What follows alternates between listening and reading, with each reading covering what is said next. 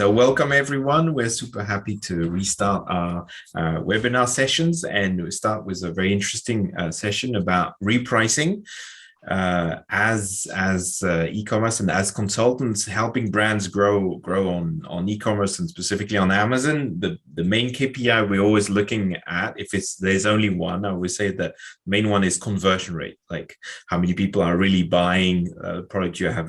In the conversion rate, you've got a lot of things which are linked to content, but one big part is about the pricing. It's like, how can you convert if your pricing is not right?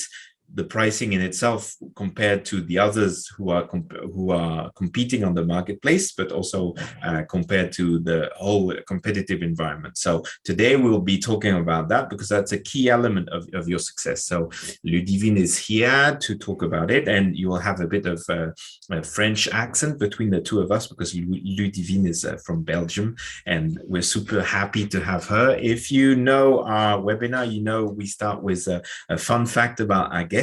And I can't wait to hear about your fun fact, Leidgens.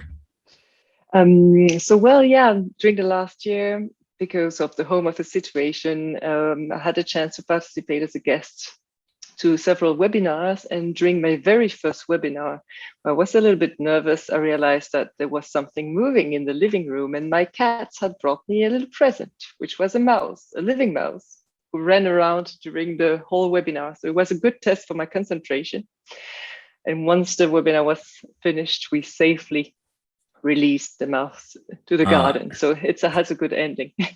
I love that. And honestly, I can't, I'm not afraid of mice, but having one running around, it's quite interesting. You can have kids also, but that's a great fun fact. So well done. That's you passed that exam. So maybe now we can jump into more serious matters. And could you tell us a bit about yourself and about your solution quickly? Yes. So I'm an e-commerce child. I've been in the e-commerce business for 15 years, mostly with an Amazon subsidiary, specialized in books, where I could gain some insights into the Amazon environment and solutions. I am now a customer success manager for SellerLogic, which is a company that proposes solutions and tools for Amazon sellers. We propose a repricer, which will be the topic of this webinar. And we also propose some solutions for FBA sellers looking forward to mistakes and getting refunds from Amazon on that area. Okay, great. So today we're focusing on the repricing tool. So could you give us the main principles of why would anybody need a repricing tool for itself on the seller account on Amazon specifically? Well, first of all, repricing means to adjust your prices based on your competitive environment, which is a basis of e-commerce. The final price is one of the main criteria to convince a buyer to buy your product.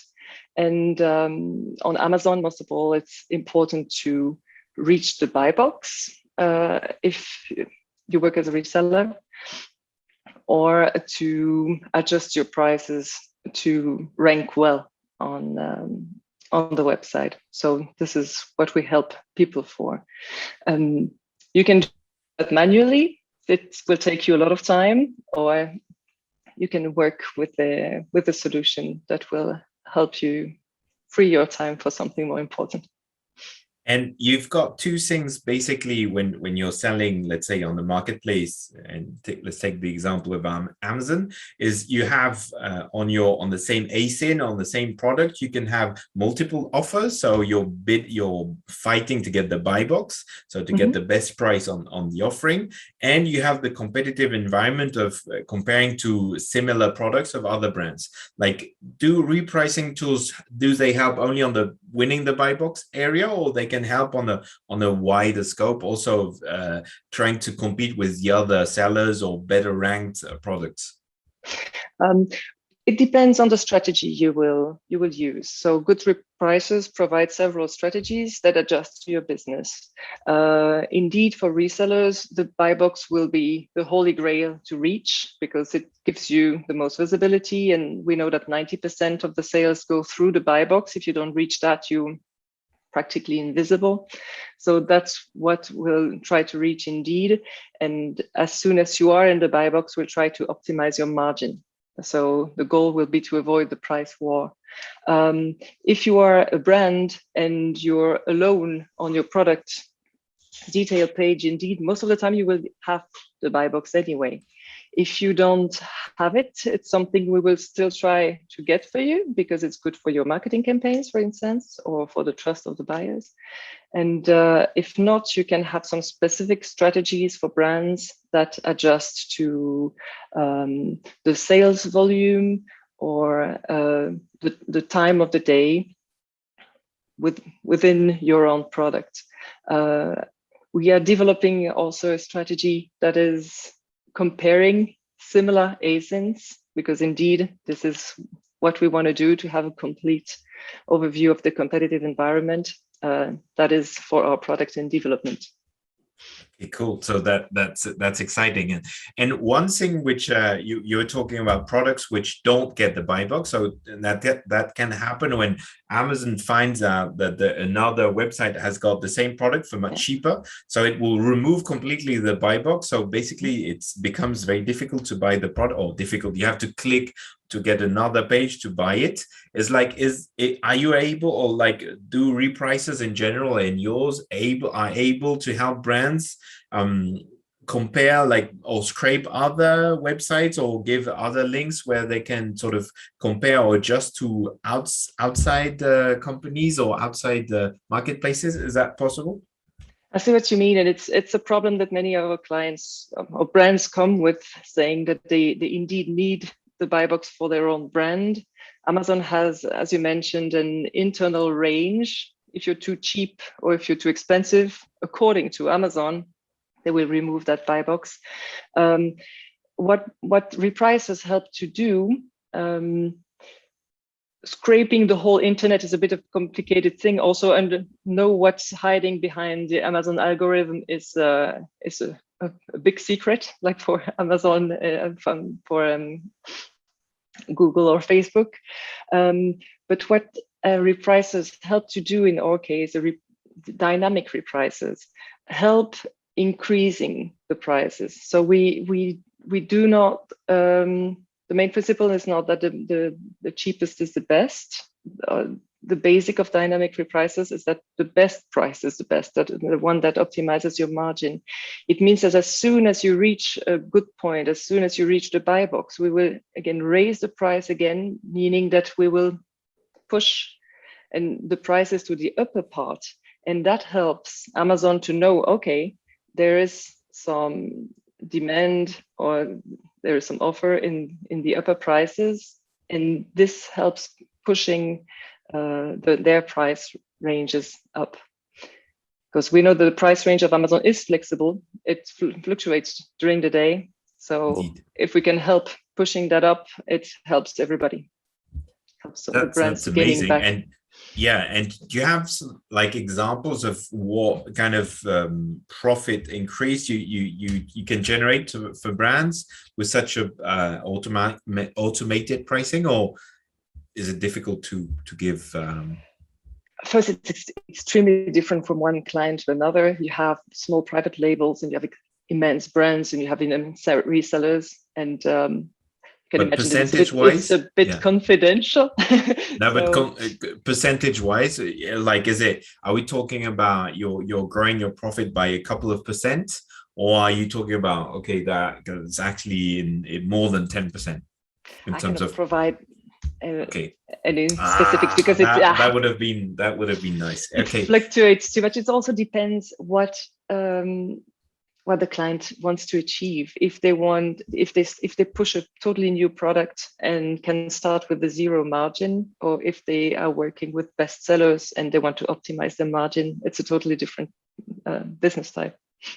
Okay, and like, what you're talking about strategy, so I get that it's very important to know why you're doing it, and like you don't come with a repricing just to say, or you could say, okay, I only want to win the buy box, but it sounds a bit simple. So from what you're saying, you need to build a bit more elaborate or complicated strategies. What kind of what is a good strategy in your point of view? What a smart and working well kind of strategy you recommend brands? Is there such a thing? Yes, so indeed. So if you leave the buy box, which sounds easy, but it's an art, it's an art. For brands, you can have some strategies which we call push strategies. These can be based on sales volume. So for example, if you have a brand new product, you can decide to start at a minimum price and depending on the demand to increase the price progressively. So keep a low price for a low demand, and as soon as it raises after, let's say, after 10 sales, increase the price by 10%. After 20 sales, increase the price by 20%, etc. That would be a basic strategy we can use. We have for products that already have some presence on the market, we can play with time. So we can reset the price at midnight, for example, and say, we know that the first hours of the day don't bring much sales, so we'll try to boost demand during that time. And as soon as it increases during the day, then we can increase the price as well. Or we had some clients saying, from Monday to Wednesday, we barely sell something. So there we can apply a specific strategy and say, but at the weekend, we sell that like buns, like we say in French, comme des petits pains. So we can say, we stop everything during those days and we set the max price because we know that we will sell anyway. So we can tweak a little bit the strategies for brands to, depending on time and sales volume, to keep some dynamic. That's really interesting. When you say one thing you mentioned is that you know when it's selling less or more. Is that something you can help to provide, or the tool is helping to understand that dynamic, or that the brand has to come with that knowledge? No, sure. We have a dashboard, and we're also working on a better dashboard because these are interesting data that any seller has, but has zero time to analyze. So we provide something like a heat map, which I find super interesting. And as a lady, I love to have visuals. So you can really see when you have sales, it's just red, it's just visible. At which time of the day, at which time of the week. So very quickly, you build some sales history that is visible, which you can analyze so that you can tweak your strategies according to that. Of course, at the start, we help to understand all that data and set up and analyze the first round after the strategy had a time to run for a week or two. But after that, every seller can do that themselves. Okay, that reminds me very much of some of the advertising tools, which are helping also to have bidding change depending on the time. So I assume that linking the repricing tool with an advertising tool, like adjusting the bidding and the pricing, can be really interesting to correlate both actions at the same time. So that's really interesting. And what do you see? What are the minimum you need to have to put that in place? Like, is there a number of SKUs, a turnover? Like, when does it make sense, and when does it make less sense to have a repricing tool in place? We have some clients with one product, and we have with 10,000. That's fine because our pricing system is made with ranges, so you're always in a decent rate for the number of ASIN or SKUs that you bring. So there's no minimum. We'll scrape the data that we have already on Amazon, and the only thing you need to define is a minimum and a maximum price in a range in which the repricer will be able to move, which is something we can help you with, because the most important is that you don't lose any money.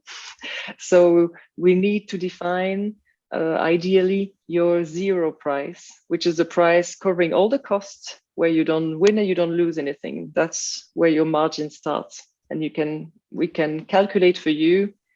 We want to be between 10% margin and 100% margin. So we define those prices and then parallel strategy. And once we have that, we're good to go. And is it sort of AI which is sort of calculating that and testing and learning and or machine learning? That there is a difference, but I always forget the difference between both. But is it something where the machine is learning and with the time of the days and stuff like that? How could you give us a bit of the secret sauce behind that? It's not that complicated. It's just that people have no time for that. You know, you would need to organize your Excel sheet and calculate that for you, or have a good understanding of the calculation that hides behind that. You need to scrape. You need to know what your fees, your Amazon fees are, or your FBA fees are. You need to know what your buying price is, what your shipping price is, and we can gather all that for you. Or you can upload that quickly and we calculate all that for you. And you can change that and tweak that really easily without having to re-upload that data manually every time. So, and you see what it brings at the end. You see what kind of minimum and maximum price we calculated for you, and you, with your business sense, you know, okay, that makes sense, or oh god, that's too high. So you can tweak that a little bit before you start optimizing. And like, does the system will react based on conversion rate, I suppose, right? Based on how much, because let's say your target is to get the buy box, so it will only it will say, okay, I'm testing the highest until I'm still getting the buy box, correct? But if you're trying different strategies of having different prices at different time, will it measure itself compared to conversion rate, or how, like, is it sort of self improving itself, or self measuring itself? Mm-hmm. It will test and it will store every step, meaning that so we'll have all your, let's say, 7 competitors, which all have different prices, and one has won the buy box. We will try to first adjust the price to the same price and decrease the price progressively until we win the buy box. And once we are in the buy box, we'll try to increase the price slowly. If we lose it again, we'll have the last price stored to be able to jump back quickly. Exactly. But it's very important to understand that winning the buy box is not only due to final price. We have really, like, our marketing team found 13 criteria that flows into that algorithm. It has to go with shipping, with rates, with your shipping method, shipping time, etc. So that all flows into the algorithm. And it's important to know that you can sometimes afford to sell at a higher price and still win the buy box. And that's very good. You don't want to be cheap for the sake of it. Of course. And like, how many times is the system checking the buy box? Like, or for example, when we're talking about the buy box, is he sort of each order checking, or each visit on the website, on Amazon, for example, is he checking if he's losing or not the buy box? Because, like, you know when you have the buy box because you have the order, but you don't know when you don't have it because you're losing the order, right? You would have to scrape the page to see that it's somebody else's name, right? We directly plugged to Amazon through the API. So we send as many requests as we can, and Amazon sends us a response to tell us who's in the buy box, who's not. We can build a full map of all the competitions and see where our seller is. So we receive the maximum information from Amazon as much as allowed from Amazon. Okay, and like, do you share that? Like, how is it, like a matter of several times every hour or several times every day? What's the kind of range of updates? It's several times a minute. Okay, we have sellers who send more than 3 million updates, price changes a day. So we permanently check. We don't always change the prices, but we permanently check where the other ones are. Okay, that's quite impressive. And I come back to the question of when does it make sense? Is putting it in a different way is like, obviously it has a cost, because I know you're very nice and friendly, but there might be a bit of a cost. So when does it make sense for a brand to like have, or who would be your target customer where you can say, well, really it makes sense? And which cases where you can say, okay, because of the pricing of the repricing tool, it becomes less interesting? I think any good repricer should have a test phase. We have, in our case, it's 15 days where you have the chance to, it's for free. You have the chance to test repricing on all the marketplaces. You have the chance to have an onboarding with a team to set up your strategies properly. And you have another meeting at the end of the test period to see what worked, what did not. So that's a great time to see what makes sense for you. And then you can book specific marketplaces that make sense for you, or say book France for 2 years because you know that it's your main market, it's fine. And you book Germany for 3 months because you just want to test it, or UK for even less. Let me dive a bit and push a bit further on that point. It's like, there's some economics, or in terms of when does it make sense? Is it because the pricing model, how is it based? Is it based on a per SKU, or per how like, for me it's and for the audience is to understand when there's really a big benefit and when there's less, or do you know that only if you do the test, or do you have general rules you can share? I would definitely recommend to make a test and just to have the actual result in the hand. If your goal is to be in the buy box, you can really see at the start of the test how many percentage of buy box you have, and after a week you can see if that increased or if that decreased. You can see what your margin was and what your benefit is. So we'll help you analyze that kind of information to see if it made sense for you. But we have really super good metrics to help you analyze that. But beforehand, it's really hard to tell you if that will make sense for you or not. Okay. It doesn't cost. I see there are some questions. I'll get to the question in a minute. I have a last one for you.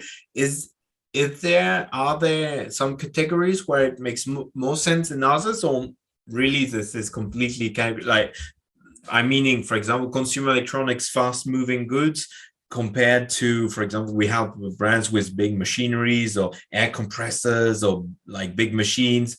But some are making more sense than the others, or not at all? We have. You wouldn't believe the range of products we see, particularly for our product Lost and Found. We have to check the products all the time, and we are amazed of what exists and what works and what sells. So no, I wouldn't say that there's any restriction. Anything that is sold on Amazon has a chance at being repriced.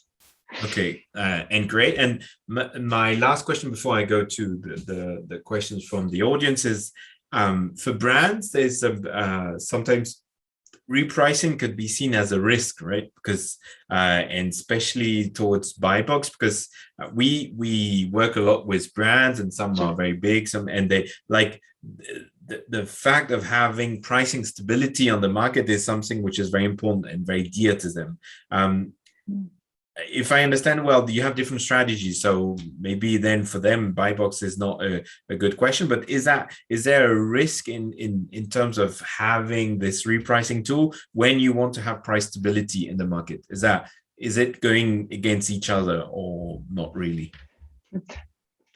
Price stability is something that that goes a little bit out of fashion when you see how the popularity of price checking tools and price monitoring tools, or people are waiting that, or you see that being dynamic is something that is important for the clients as well, right? We all know it as a customer, where something is in the basket and we get the notification the price has gone up or the price has gone down. We get nervous, and up or down, it pushes a bit to buying decision. I think that nobody's shocked at brands having prices differences anymore, especially on Amazon, when we know that it's an extremely dynamic environment. So I wouldn't put so much worth on keeping your price so stable. And that's interesting. So, and I think a lot of brands would have maybe a hard time to, or it's like there's like a push from a lot of brands we're talking to. And if, to be honest, if you look at Apple or Bose or some of the big brands, they wherever you look, I'm a big Bose fan, for example, and like wherever you look, the price is more or less the same, and you could get a couple of euros or pounds difference, but it's always the same. So I think there's still a big push from brands to say, okay, no, we want to have this stability, because also it's from the retail side. Obviously, retail, like on offline retailers, have sort of printed sort of price tags, and they can't do dynamic pricing. So I think there is still a big weight, and probably the US is different from Europe and Asia even more. That in Europe, it's like still there's a big impact of, okay, the weight of traditional retail is very important, and specifically in some of the categories. But I think I like your point about saying, okay, this is a new world, and probably the future is about having, like, not having the same price in the morning or in the evening. I was looking for a ticket to fly to London, and it was one day on Ryanair, it was €5.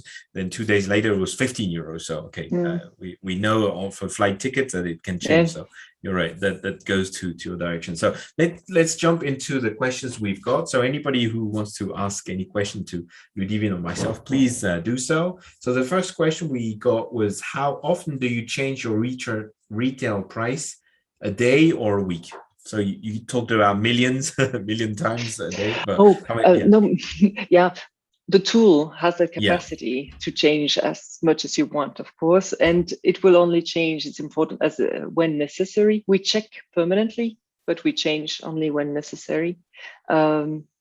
Recommendations would be totally based on the type of products that you offer. Again, we're not against stopping strategies for a certain time of the week, for example, if we know that it doesn't make sense, right? It's a bit like a promotion. We need to set up what works for you best. Okay.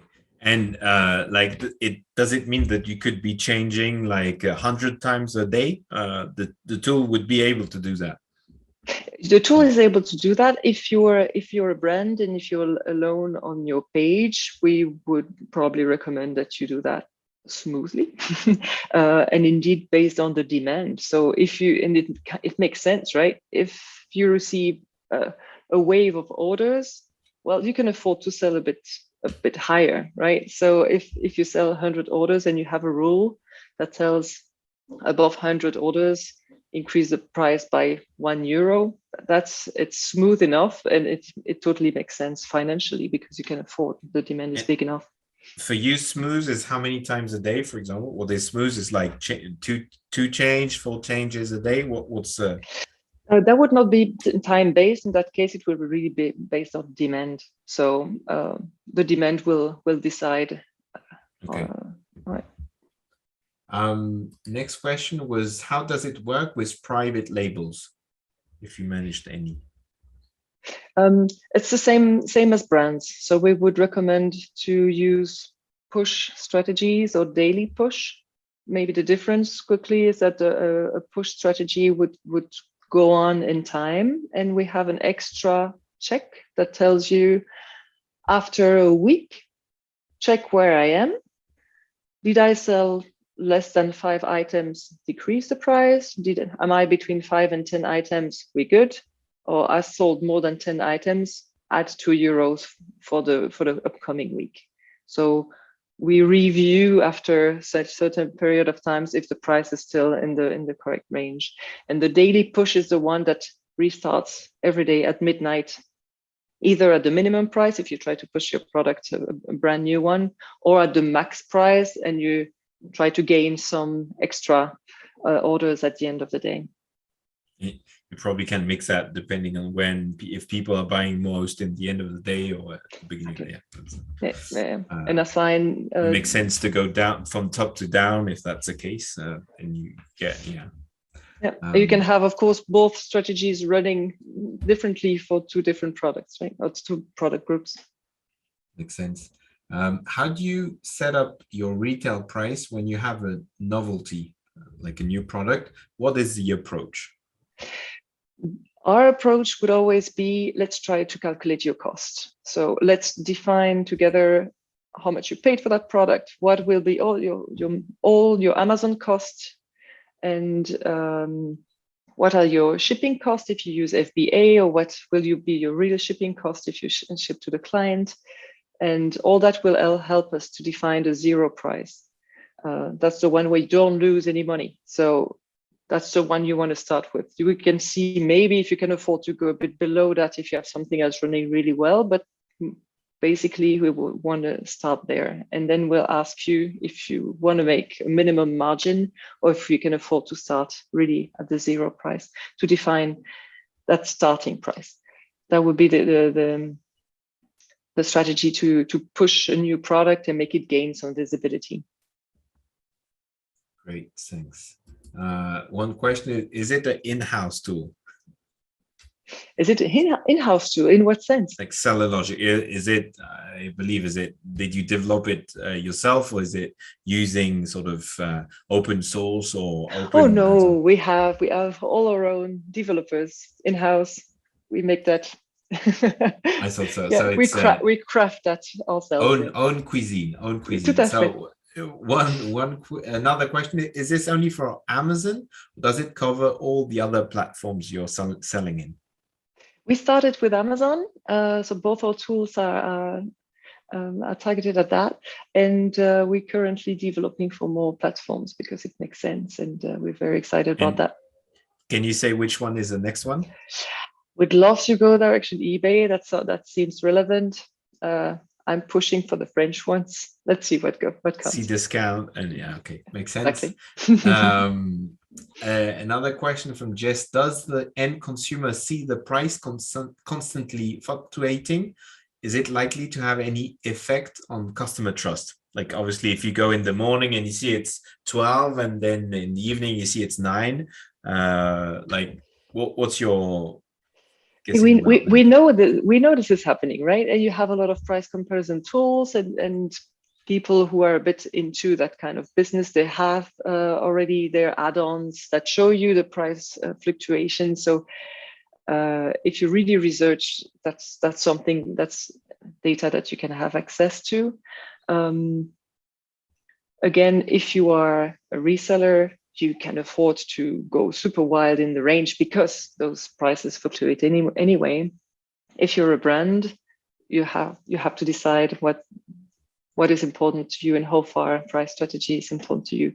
As an Amazon user, everybody's used to see price changes all the time. And again, if you're like me and you put a lot of things in your basket, the first thing you do when you open your app is check what's your product, your pending products, where the price went, and if you buy it now or later. Yeah, it reminds me something that some a vendor manager told me once from the retail team from Amazon. They're saying, okay, we always match other prices because we don't want to have a customer go next day and see that another website is cheaper. However, it's true that with the price comparison, you could see the product you bought today at the cheaper price tomorrow on the page, right? And that drives a bit of a negative sort of potential negative feeling. And probably the higher end the brand is, the more they will, and once again, Apple with their phones, they probably want to have more control about that. And that's where the limit of the system is. And then everyone has to set its own strategy, as you said, right? Yeah, for those brands also, we see that the resellers don't have a lot of possibility to move, so the prices remain in a certain range. So that's not so wild. And I think the trust is for Amazon is not as bad as it is for flight tickets already. When people notice price differences on the iPad and on the computer, or you see that the price always go up, you wonder if your cookies don't are your friends or not, that goes already direction a bit mistrust. I think on Amazon we understand that the competition leads the game. Yeah, and I remember making a test, for example, for center parts, and I was looking at center parts in German on the German website and in France, and it was cheaper in Germany than in France because the market would be cheaper, and that obviously as a customer is say okay, I'll be German then. But it's true that pricing there's a psychological effect which is that's important to keep that in mind and be careful with what you do, indeed. Next question. So we're having loads of questions. I'm nice. Super happy about that. Can you select a certain group of competitor products for benchmarking? Sure.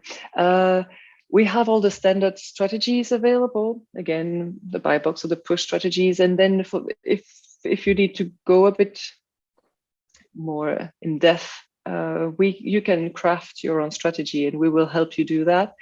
You can decide to have a blacklist of sellers. For example, you don't want to compete with the manufacturer of your product. Like you have an agreement with them, you can say, okay, ignore that one. Or align to that person. That's also possible for certain product.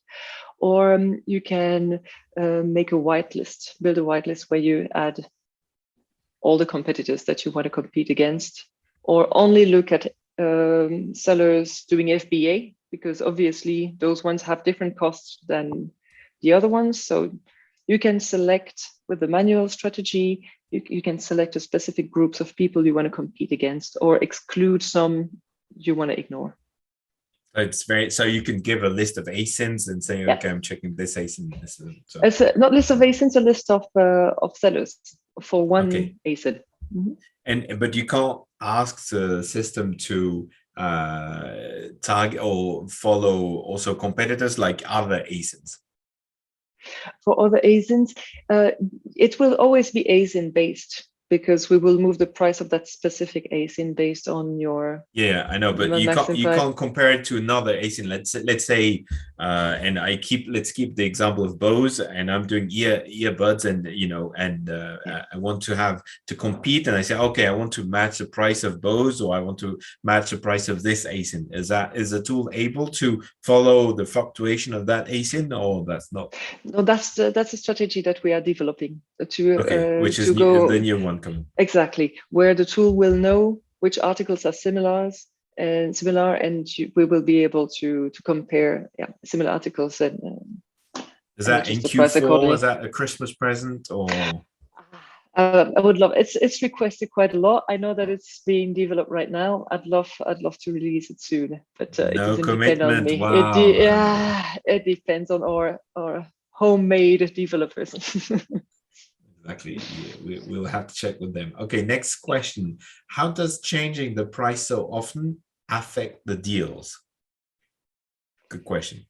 The deals in which I suggest like deal of the day, or best, like if you give a 20% off, or if you put a deal, like what's the impact on the deals? That's a very good question. That's something I'm not so familiar with. So the promotions. God, I'm stuck. So I would assume on the vouchers it doesn't change anything, because the voucher is a discount.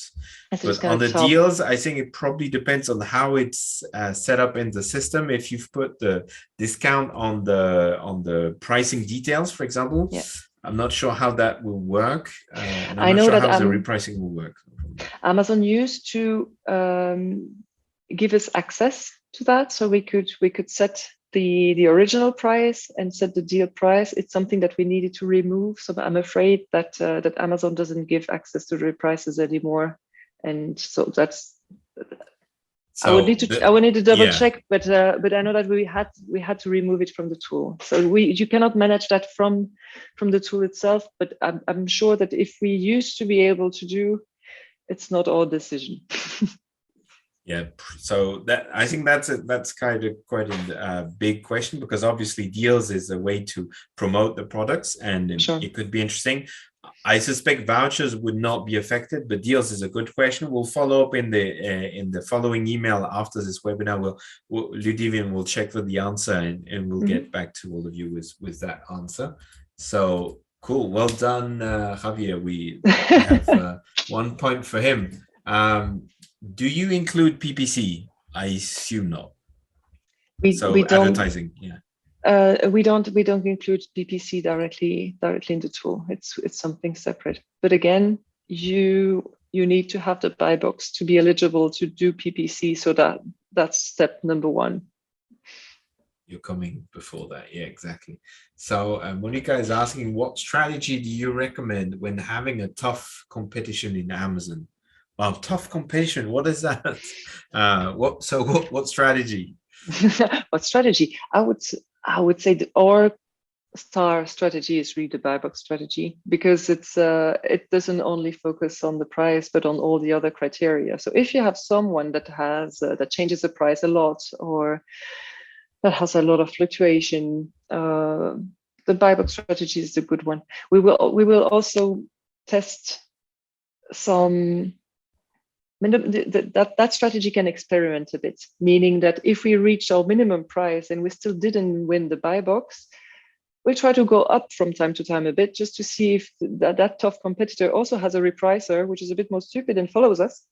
And maybe then we can outsmart him. So that strategy is a good one, because it experiments a little bit. It's not, it's a very dynamic. And like with manual things on Amazon, experimenting is a good idea. And building off of that, how much time would you reckon? Because sometimes people say, okay, I have a tool, ooh, great, but like to make it work, you need to have time to understand it, time to make it work. How much time do you reckon a brand would need in terms of someone? Is it like half a person in the beginning, or half a day per week, or 1 hour per day? What's the kind of time people would have to take to follow the repricing tool? Again, a brand and a reseller would be a very different story. Okay. Brands can have all type of sizes. It's a bit harder for us to size. I would say in terms of this investment at the start, we have really two big meetings, which is indeed the launch. So that onboarding, you need someone to set up the account, and then probably to check for a couple of hours per week to check all the key KPIs, to see how much buy box do I have, or what are my margins, and tweak all those strategies. And at the start, at the end of the test phase, we would also have a call to analyze. And yeah, but the time spent, is it linked to the number of products or the number of strategies, or a bit of like? Give us a taste of, like, I'm a brand, I've got 100 products I'm selling in all of Europe, for example, and I say, oh wow, that's exactly the tool I need a repricer. How much time do you think it's like? You're talking about an hour a day, you're talking about an hour a week? What's the kind of time you would recommend to? It would probably be grouped, because a good thing with the repricer is that you set it up, and if it works well, it works for you, and you can do something else. So it won't be an hour a day. It will probably be 1 day at the start, or 2 days at the start, just to upload your prices, set up the strategies, and then again a couple of hours a week, just to tweak and make sure that it's okay, so it's more about like two hours per week. You're checking one time a week, and okay, that gives some expectation. Yeah, sure. Cool. Is your tool working for all the countries? So are there any Amazon countries where you're not working? No, we opened any marketplace that is on Amazon. Japan, is also India, like okay. Egypt has started, so maybe you don't have Egypt. I have to see. I will confirm about India, and I will confirm about Egypt. I know the last one that was open. Oh God. Egypt, confirm that. I saw the It's too news new. today, so yeah. Yeah, So that's. I would doubt. So that was a trick. Sorry. I'm sure we have prepared that, but I'm not sure that it's released. India would be surprising. You have not, because it's been there for a long time. But okay, Yeah. we will Then it's confirm okay. maybe that. Maybe there. Another question for Javier. How is it helping to manage your PPC and to have the ACOS under control? Technical question. To manage a PPC. Now, how is it helping to manage your PPC and have the ACOS under control?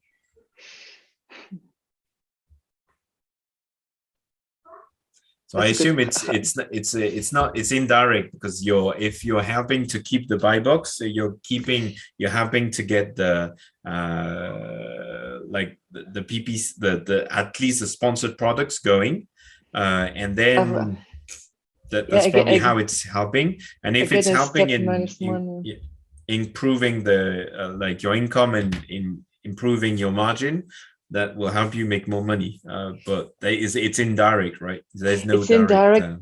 Exactly, because PPC is not integrated to the tool. But again, pre-requirement to do PPC mostly, at least for brands, seems to be the buy box. So yeah, it's very indirect, but it's a precondition. Exactly. Pre-requirement. Précondition, c'est en français. Exactly. We're multilingual here. So we have a couple of minutes left. So if you have any questions, splendid. A lot of questions today. One question for me is like, what kind of pricing are we talking about? Could you give us a bit of a frame of what kind of cost that entails? Is that linked to the number of ASINs or a number of strategies or the number of countries? What are the sort of game rules? Mm-hmm. We look at one marketplace at a time. So you book a single marketplace. You book it for a specific time. So it's minimum 3 months. It's maximum 2 years, and of course you will have a discount if you book it for longer. And then you have specific ranges from 0 to 50, 50 to 100, etc. So and many ranges. So that's fair. Important to know is that we take the number of products that you have in the active listing report. And that name is a little bit confusing from Amazon because it has the active and the inactive ASINs in there. So the test phase is always a good moment to see how much we import, because if you're online for a while, you might have a lot of products that are not active anymore. Those all come into the costs, and then you compare to the range. You see if you're slightly above a certain range for our repricer, that makes sense to clean up a little bit on Amazon. But if you're in the middle of the range, then you're good to go. But yeah, it's active listing report is the basis, and you book one marketplace at a time for the time range that you want again. And what kind of price range are we talking about? Let me tell you, but it's a lot. So prices, there you go. How many ASINs does your average customer have? Let's go with 100, and that makes it. So if you're below 100, you would pay 18 euros a month for 6 months, for example. Okay, 18, right? Yeah, 18. And the good thing is all the strategies are in there, meaning that, I mean, we know some reprices where you have to buy box booster and stuff like this, where you have to pay extra for a specific strategy, or you have to pay extra for specific service. We give as much time to small brands as we do for very large ones. So don't worry if you have 2 items, we love you too. And do you have setup fees, or is that all? No. Okay. It's a pretty affordable. Yeah, pretty affordable solution. And if it's it's probably quite easy to make sure that at least in sales or in profit that you cover taking those 18 euros, but let's say it could be, could we say that it's anything but 10 to 50 or to 100 euros for reasonable size catalog? Is that something we could do? Yeah. Okay. Between 100 and 500 products, it's 37 euros for 6 months, for example. It's reasonable range. We know that that it's doable. At least you can give it a shot for 3 months without ruining your budget. Yeah, the complete P&L. And that's obviously that's per market. So if you have 5 markets, you would have to multiply by 5 or 6. Exactly. Yeah. The test phase is open for all markets, also to test and see a bit what sticks, right? That makes sense. Okay. I think we're done with all the questions. For me, the main learning is today is that we in my mind, repricing was all about going down, but actually you said no, repricing is about, okay, making it as high as possible. And that sort of opened my mind to the fact that, yes, that makes sense, because like a strategy, the point of strategy, for example, is to increase the value for the company. So that's exactly what you want to do as a company, because everyone is complaining Amazon is crashing prices or marketplaces are crashing prices. Then you need to fight to make sure that you're protecting your company by protecting your margin. So great to have you, Ludivine. Thank you very much. And we'll be following up with the recording of the video and also the answer to the questions. Thank you very much. And we look forward to seeing you again soon. Thank you, Ludivine. And have a great day. My pleasure. Have a great day. Bye-bye. Bye.